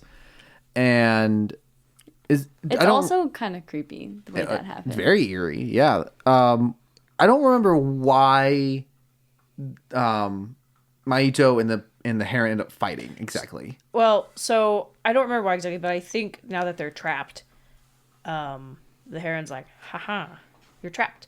Sucks to be you. But then he I don't know, they're beefing. They've been beefing the whole Sure. movie. And Mahito raises the bow and arrow, and the Heron makes fun of him, and he fires and he misses. And the Heron gets ready to, I'm guessing, kill him. Yeah. Until Yeah. he realizes that the arrow has one of his feathers on it. Why was he gonna kill him? He's very aggressive. So creepy. And he realizes it's one of his feathers, and the arrow chases him. And very nearly gets him, only to go through the top part of his beak. And throughout the film so far, we have seen that it's not a normal heron. It definitely is like a costume, a shapeshifter of some form. I couldn't tell that it was a costume. Well, to me, I thought it was like a demon stuffed inside a bird. But, well, yes, like something inside of him Yeah, that is not coming bird out. innards. And so, because he has the hole in the beak, Full teeth yes, his true form is revealed. and flesh. So what they're referring to is the fact that as the Heron keeps talking, he slowly transforms the longer he talks. Something's coming out of his mouth. He starts to have human teeth. Yeah. And then you start to see like eyes in his mouth and then like a nose. And eventually in the movie, I don't remember when, it just a whole human head pops out and like the Heron's head disappears. And he has like the Heron's body, but with like more like I think it's when he gets hit in the beak. That's very possible. And Yes, he can't so- keep it on anymore, so his head is stuck out. Yes. So once the arrow pierces the top part of his beak, it's like something, the spell or whatever Some of he the is, his magic magic is broken. away, yeah. And so he can no longer keep his hair in disguise. So he's a pudgy little man. Yeah, Yeah. he transforms the major transformation other than the head, obviously. Herons are very sleek, long characters. We actually saw a lot of them where we visited this last weekend, funny enough. His body transforms into a pudgy man. He still has the heron's legs. Yeah, but they're not slender. So Yeah. they're the color and the general shape of heron legs, but they're kind of like thick and knobbly. And then does he have human hands at that point? Like the wings are kind of He gone. has fingers Yeah, and he's wings, got kind finger of. Yeah. fingerlings. Very uncomfortable thing to look at. It's less creepy than when the teeth and flesh start popping out Yeah. of the heron's mouth, but it's still Visceral. bleh. So But he outright says, I can't have my disguise anymore. Yeah. yeah, interesting character. And it's never really explained. I think that's great. This is a bizarre character. This is the kind of thing you would dream. Like what we're saying is the kind of thing you try to explain to your friends. Like he was a bird, but he was a man, but he had a bird's body, but he had a man's body. Very bad drug trip. Yeah, really. And like when he talked, the face came out of the pen. You just had to be there. What was in that brownie, man? So Mito defeats the heron in this fight, and the The heron sends him to the underground. well, what we learn Tower later Master. is the Tower Master slash the uncle, the great uncle, is at the top of the tower and tells the heron to take be his Mahito to guide. the. Is there ever a reference to what the name of this other world? Like the ocean world or the dream world I or the don't spirit remember. world? All these things would actually describe this other world that he goes to. It's like the tower world. Yeah, Because something it's like not that. the spirit world. It seems like one of the Yeah, spirit worlds. yeah. One of the doors, right? But this is like kind of the in between space almost. For more all like. of them? This is my Doctor Strange Multiverse of Madness, but I enjoyed it. Wasn't this world kind of created by the... Tower Great Master. great uncle? See, this is the stuff that's kind of unclear, So which it is makes great. it seem like maybe this Because is we just don't one exactly of the spirit we don't worlds. exactly know the source or the magical properties of the tower, which they Uh-huh. kind of Yeah. they like kind of talk about a little bit later, but Yeah. it's still like, wow, that answered nothing. Yeah, seriously. So regardless, Mahito is sucked into the ground with the pelican and the older woman, but, They like melt but into she's the just ground. gone. Yeah. We She's figure like, out not later. me, I don't want to go. Later, And then you don't see her. She's very funny. She's transformed into a little like totem thing, and our main hero is immediately assaulted by a wave of pelicans, which is who like crash him, and they're all saying something. Let's eat, something like yeah, that. you're hearing like whispers Eat, almost. eat, eat. Yeah. He's And- at like a set of pearly gates on a hillside with a very ominous rock. on He's the other then side, a saved. cave. He's saved by a woman named Kiriko, who we later learn is a younger version of the old woman. And the only reason the pelicans didn't eat him was because he had the heron's feather on his arrow that he was still yeah. holding. It's like Otherwise, a he would have talisman. just been gobbled up. Allison, I think you really perked up when this woman showed up. How would you describe her? Beautiful, powerful, masculine, feminine, hot. And I thought at first for sure she was his mom. I just really expected him to meet his mom in this world. And she has a little fire wand that she used to scare off the pelicans. And I thought for sure it was her because I thought it would make so much sense for his mom to have fire powers in this spirit world because of the way she died in a fire. And when she died originally, we saw like, well, I think in one of the flashbacks he had, we saw One of her his dreams. spirit basically engulfed in flames coming up from the fire of the hospital. Doesn't she say, "Come find me"? Something, I think, yeah. And so when I saw this woman with this little fire wand, I was like, that's his mom, that's his mom. And she didn't seem to recognize him, but I figured, well, maybe they don't recognize each other because things work differently in this world and maybe they don't have the same memories that they do. But then my whole idea of his mom having fire powers in this world really does come into play, just not with this character.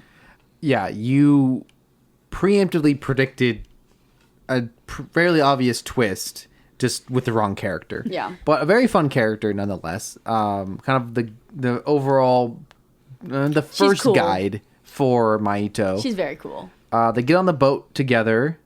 and they catch a big fish. Big fish. And we see as all big these, as their boat. There's all these other boats on the horizon, and I feel like They're very spectral fishermen. She said none of them are real, I think. yeah, And that they I thought they can't- were all dead. So, yeah, maybe she said something like that. Yeah. But they can't actually catch fish. and so they go to where. Okay, so sorry, what is this woman's name again? Kiriko.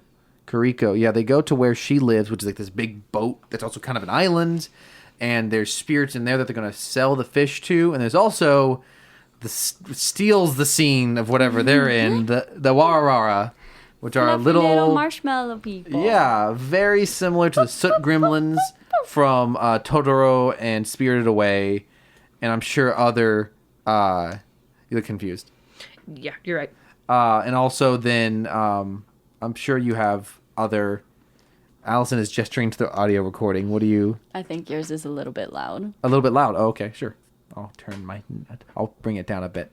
How's that? Is that better? Is that better right there? You're very enthusiastic. When you get enthusiastic, it's very loud. Just cute little creatures. They're bound. They are lighter. They Yeah. bounce around. They're like little balloons, a little bit. They're just some much needed bit of joy in this film. They bring some comic relief, and they're just a ton of fun to look at. There's a bunch of them, and they're all doing something slightly different. Some of them are falling over. Some of them are climbing other ones. Some of them are napping. They're just precious.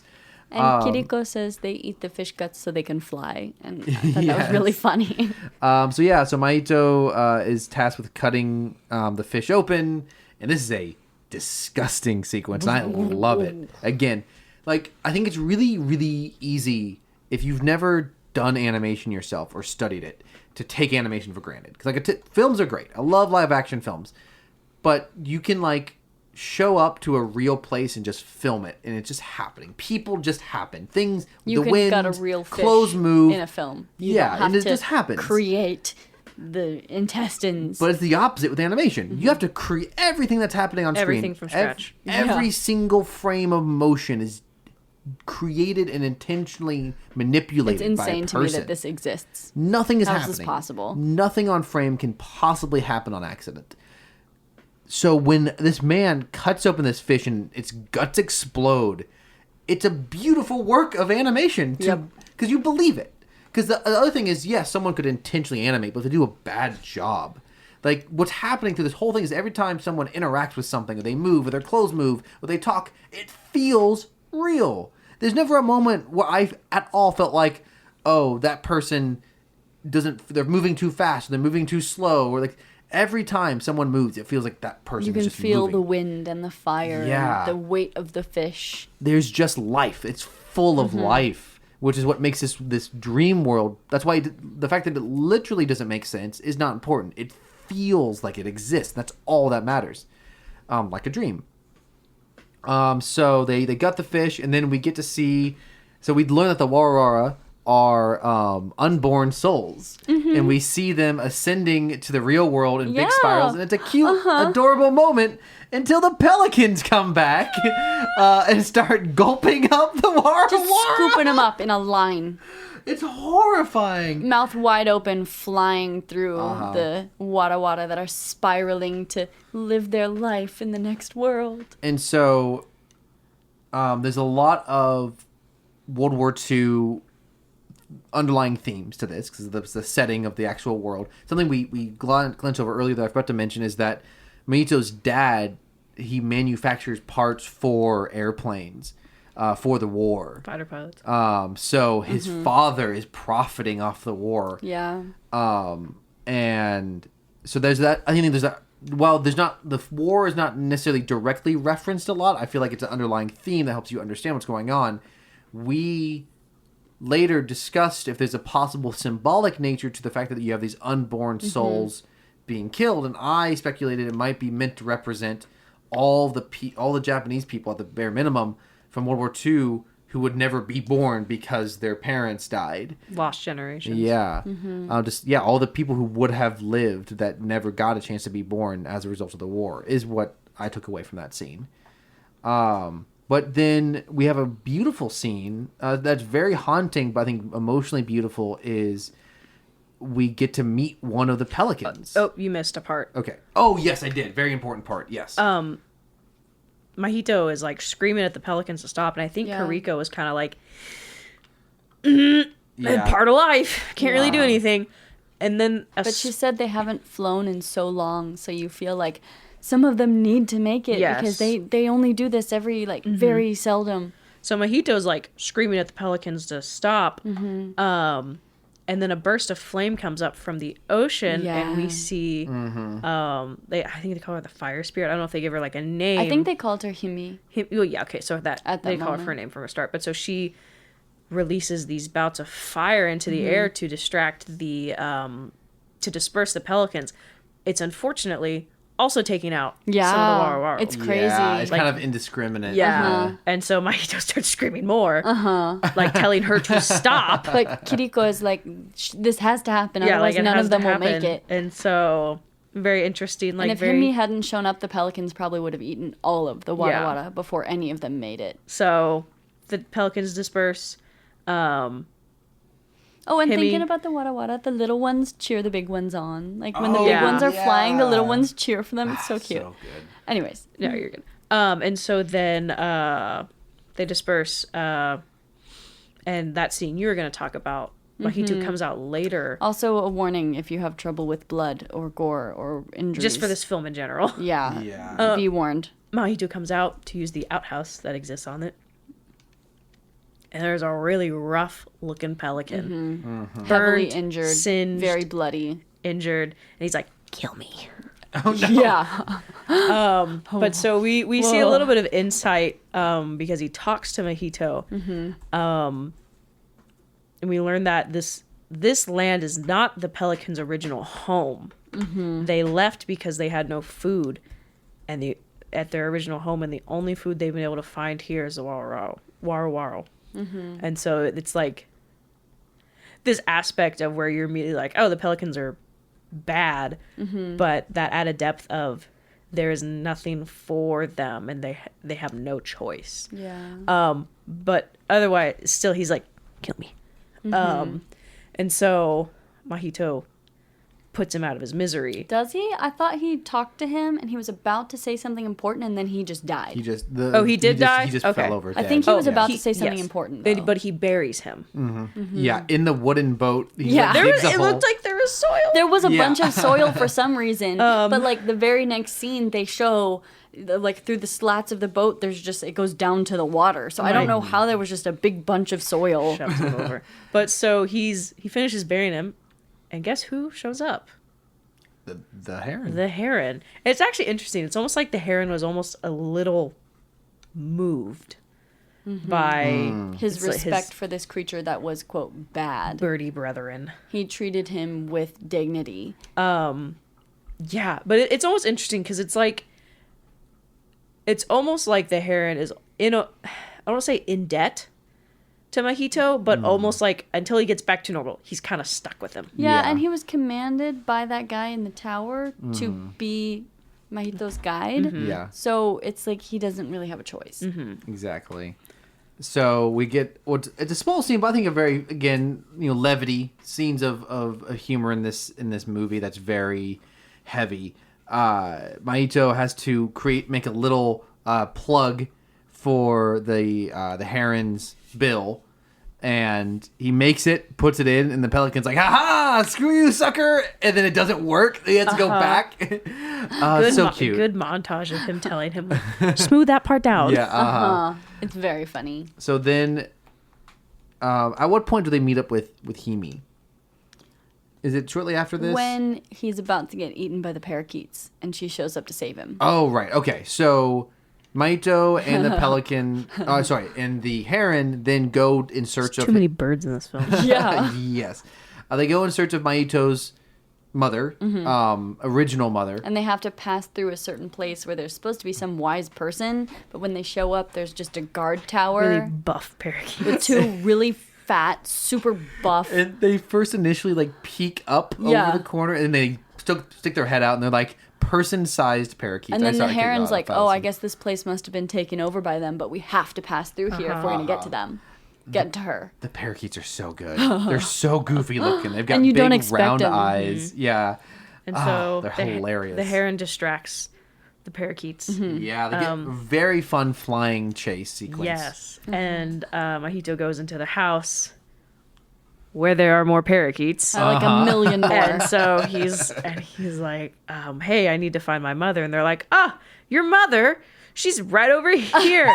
And he's walking through the rows of parakeets, and they're all holding various kitchenware. Forks, knives, dinner Plates. And so they bring him over to a table, and they're like, here she is. And he's like, I don't know. And so they get ready to eat him. I think they're saying like eat, and I think somehow. And and Himi appears out of the fire through the pillar fire and scares them off, burns a couple of them, but she's like, come with me. And Is she it pulls now him through. we find out that they didn't eat his mom because she had child, but they can't eat him because he has no child? Like, I think they said it. Like, Yeah, something he's like like, that. what, did you eat my mom or something? And they were like, no, she has child. You don't have child. You're eatable. Oh, yeah. Initially, I thought the parakeets are holding plates. I thought they had hats. And I thought they were about to put on a dance number. Which is so far from the Completely truth. different. Yeah. But Himi, she like erupts kind of from the table that they were about to cut him up on and blasts fire onto the parakeets and saves him. And then we get a chase scene, and Himi shows this hallway of doors that all lead to different worlds. One door leads back to, His world. Yeah, his world. Mahito's world. And but you have to, if you can open the door and close it, you have to keep holding on to Otherwise, you can't get back. Yeah, which is another just very Kurosawa.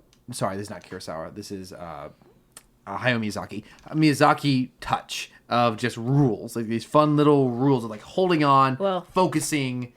It's very similar to you have to hold your breath to cross the bridge in Spirited Away. Yeah, exactly. Where she had to hold her breath and she couldn't look back, I believe, as well after when she left. It's been a while since I've seen Spirited Away. But So the parakeets are chasing them, and like the guards start to notice that they're in this hallway they shouldn't be in because they're like they have to travel through this to get to his aunt, which is who he's actually looking for. Sorry, I misspoke earlier. He was looking for his aunt. Aunt Mom. He kept calling her by name, and so they weren't planning to go through this door, but because the parakeets found out that they were there, they like went in it but held on to the hide. door, and his dad saw them. Yeah, so it leads them back to the base of the tower. And his dad is looking for them now because his second wife and son have now gone missing.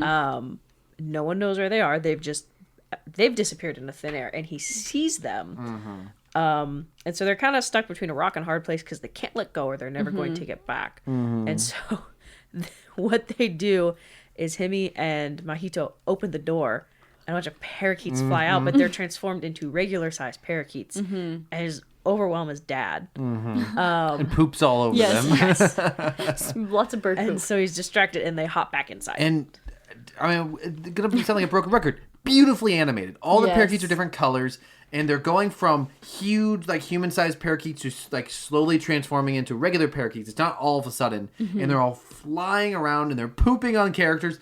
And just like again, just like this is all someone had to hand draw all of this, and again, it's not like CGI where you could, which is a lot of work to CGI, but you could. The computer can do certain things for you. In betweens can be done for you. Progression, the way characters move, you create the animation cycle and then you tell it what to do. This, every single parakeet has to be hand-drawn. It's insane. And so our characters go back into the hallway and make their way to... is this the point where they get to the birthing room? The delivery room, I think, yeah. And they are like in the tower. They go through the stone and the stone's mad at them. Yeah, another element that Tries is really to zap them. that never accomplishes a plot mechanic, but is just visually interesting. They walk through these stone tunnels, and the stone is like shocking them, but not. It's much more like static shocks than anything. It never stops anyone. It's reacting to their presence and not in a good way. It seems dangerous. It seems like at any moment it could kill them or kick them out, but then it doesn't. it just like creates an atmosphere that Yeah, and this she says world. it's not happy that we're here. We shouldn't be here.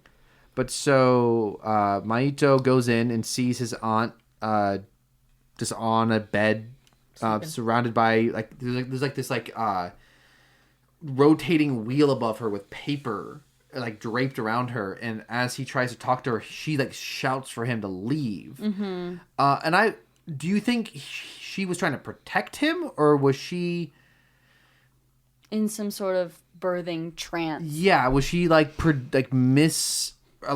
Like, was she revealing some maybe true emotions about him? I don't know, because she did say, "I hate you." Yeah, There was something going on that didn't seem like she was just trying to protect him. It seemed like maybe she was trying to protect him, but maybe more so her baby. yeah. Like she cared more about her baby than him. I don't know. It's weird because this family has a very odd connection to this tower. Mm-hmm. Have we learned?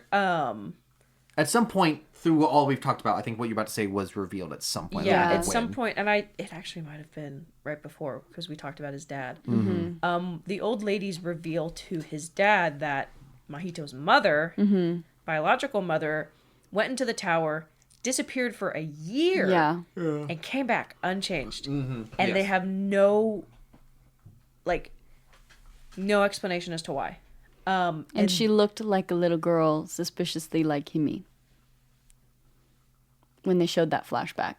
Yes. Yeah, Similar silhouette. No one has said it, but it's we know as the audience, Himi is the younger version Yes. of his mother. Also, before they went to the hallway with the doors, Himi gave him bread with delicious jam on it. It was just like his mom's. It was just like his mom's, yeah. Which is the one not Kurosawa. Take a shot every time Cameron says Kurosawa. Miyazaki films are famous for their food. This is like the one moment in the movie that has just I'm beautiful hungry. food. But so yes. And so they're explaining the origins or the lore, the oral tradition of the tower, and that the tower basically was a meteorite and fell down in a pond nearby, expelled almost all of the water. And it was very oddly shaped. It's basically like a hollow comet that just kind of happened to land upright. And so the great uncle started building a tower around it. And they talk about how basically it was kind of cursed. So many people died trying to build it. So it was finally built. And so there's this lore that this is a magical, very odd place where the lines of the spiritual world and reality are blurred. And you shouldn't go there. And they're, like you said earlier, it's just kind of a thing where they're like, yeah, it is weird over there. Don't go there. So we're seeing this place. So there's this weird connection. And I think, and you mentioned trance, and I feel like trance is what I think is probably what's happening because she had been ill. Like we saw that she was ill. She wasn't doing well. She wasn't doing well. But when she walked into the woods and disappeared, it was very pointed but monotonous in the same way. So it's like she was being called there. Yeah. And I have some theories about that I'll get to at the end. Yeah, I think one other possible interpretation of her reaction that I saw online, and I think what's beautiful about this movie, like some movies, like I think Barbie, for example, there's different ways to interpret Barbie, but Barbie's making a very clear statement. Like characters are explaining what the movie's about, which is a lot of fun. I love movies like that, movies that are a very clear statement. This movie, with the way it deals with imagery and dreamlike logic and is unclear about things, it's open to interpretation. The movie's inviting you to come away. And an interpretation I thought was kind of interesting is that reaction was actually a projection of Maito's fears. That he was afraid that is how she actually felt. I think that would be supported by that he has a special connection that we'll talk about to this world, that he would have some influence over this world just by simply being in it. But also with the head injury, it's at any given moment, whatever's happening, it's always possible that what's happening is not actually happening, is in fact only in. I don't want to get into a reading where everything that's happened is only in his head. But at any given thing that he witnesses, Pure traumatic brain injury shenanigans. Yeah. Or like when his stepmom said, "I hate you," he might have imagined that, or things. Things could be his own projections or actually happening. But absolutely phenomenal fluid animation on the paper. I agree. And so, and one last thought on that. if it could have happened if the room is trying to get rid of him, if the room could have made her say that that is the thing. The that he didn't want papers were kind of terrifying because they stuck to him, and when he pulled them cut him, off, they ripped. And I kept thinking, like, is it going to tear off all his skin? What's going to happen? So the paper turns into dragons, like tear him out of the room in a very dramatic, again, beautifully but darkly animated scene. And she uses and Himi uses her firepower to kind of Fight off the dragon, fire dragon. But then like the tower, so he's out cold, and then the tower knocks her out as well. Something puts her out, knocks her unconscious, and the parakeets arrive. Does she pray yet? She prays to the Tower Master at some point I think to she save does. him. She's begging for the I think tower maybe to save she him. like asks for that, and then she passes out, but he's okay, like an exchange. There's some weird similarities to Meet the Robinsons in this. Oh, fascinating. Okay. Anyways, continuing on for that. The parakeets find him, and the parakeet king. So we saw the subbed version. I would have loved to have seen the dubbed version solely because of the stacked cast they had. Yes, I think at some point we're gonna watch that. I And want I'd like to to. talk about that once we've actually Yes. seen it, so we can comment on the performances. Yes. But yeah, the American English dub is Stacked. crazy. Oh, that's the Allison needs to go to bed break sound. So sorry, viewers or listeners, we have gone over our time. Allison has to work really early tomorrow morning. So we are going to stop this right now, and we're going to record next week to finish up our discussion and give our final thoughts on the Boy and the Heron, and then do memes and do some last... meme minute. We'll get it next week. Should we do one minute. one meme? No. One meme? No. That doesn't count as a meme minute. No. No. No. I want to No. see if there's one meme No. I think Allison would particularly find Okay, funny. this is Actually, wait, I do have one that Allison would also find funny. this is the Allison's meme minute. Allison's bedtime memes time. Is it the one you made? You can't show the one you made. No. You know what? This... I got a good one. Okay. You go with yours, Rachel. Teacher, what's so funny? Me, nothing. Please continue. My brain, Keanu Reeves. So this is not quite a meme, but this was just a I love tweet it. I love found. So you'll definitely know about this. Allison, I'm going to try to jog your memory. Well, here, I'll give you an image here to jog your memory. In Star Wars Revenge of the Sith, the sequence where Anakin and Palpatine talk about... Padmatine. They talk about the tragedy of Darth Plagueis, and they're like in like an opera, but it's like a big wall, like a big ball of water floating in the air. It looks like this. Here's an image. It's from episode 3, and there's like creatures jumping from water to water. There's these multiple floating orbs of water. Well, I found today an image of what those actually look like. They are actually Mon Calamari, which is the Admiral Akbar. Admiral Akbar. But here is a artist rendition of what a female dancer. Okay. So for the listeners, so if Give you know them Admiral boobs. Akbar, he's a big fish man. So this looks a lot like him, Yeah. except for he's got a tight green dress thing Whoa. on and mammalian breasts. Yeah, isn't Under- it supposed under to be the a dress. fish? Why would a fish Yes. have boobs? So this shocked me today, and I felt like you two should also have to see it. Thank you, Cameron. So thanks for listening to Meme Minute. Allison, I wanted to give you a chance that you won't be on next week. Just final summarizing thought on The Boy and the Heron. 2 things. One thing is that I constantly reminded myself the whole time not to ask Cameron what was going on because he hadn't seen it yet. And I worked very hard to restrict myself. And luckily, I had another friend with me who also has ADHD, and she was happy to talk about our theories as the movie was going. And it was really interesting to hear her input. And we sat in front of the worst person. Yeah, we can talk about that next week. just a summarizing thought on the movie, it was one of my favorite movies I've ever seen. It felt like it was way longer than it was because so much happened and I felt like I was living in this world. I thought it must be like 3.5 hours, and I was so shocked when it wasn't because it felt like time was completely different in that world, and there was so much in the movie, but it also didn't feel like they were trying to fit too much in there. It just worked, and it also meant a lot to me emotionally. I felt like it was one of those movies that touched my soul in the ways that I interpreted it and the kinds of things it inspired me to feel and think, and it was just extremely beautiful, and I can't wait to watch it again. It caught my attention, and I didn't have to snack or play with a fidget toy or anything because I was just so focused, and it counted on a smart viewer, so I had to be engaged and thinking, and it was very engaging and interesting. Great. Well, I'm so glad you enjoyed it. I look forward to us, Rachel and myself, getting to finish our thoughts. We will do that next week.